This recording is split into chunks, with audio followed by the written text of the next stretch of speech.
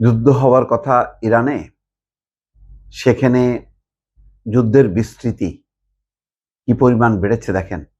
এখন লেবাননে ইসরায়েলি বাহিনীর সঙ্গে হিজবুল্লাহর মুখোমুখি লড়াই হচ্ছে ভেতরে, এবং ইসরায়েলি বাহিনী টের পাচ্ছে যে একটা দেশের অভ্যন্তরে প্রবেশ করলে কি পরিণতি হয়। খবরে বলা হচ্ছে 24 ঘন্টায় ইসরায়েলি বাহিনীর উপর 43টি হামলা।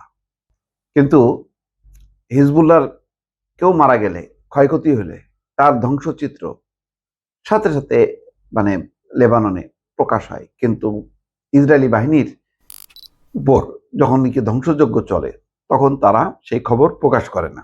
এটা হচ্ছে তাদের একটা কৌশল, যাতে তাদের বাহিনীর মনোবল ভেঙে না যায়। এমনিতেই সেনা প্রধান বলেছে যে তাদের সামরিক বাহিনী ভেঙে যাচ্ছে রীতিমতো, কারণ এই লম্বা যুদ্ধের আর বহন করতে পারছে না সৈন্যরা।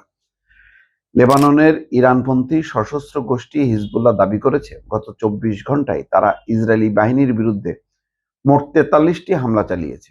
এর মধ্যে লেবাননের ভূখণ্ডের ভেতরে থাকা ইসরায়েলি বাহিনীর উপর 26টি হামলা চালানো হয়েছে, আর বাকি 17টি হামলা চালানো হয়েছে ইসরায়েলের উত্তরাঞ্চলে।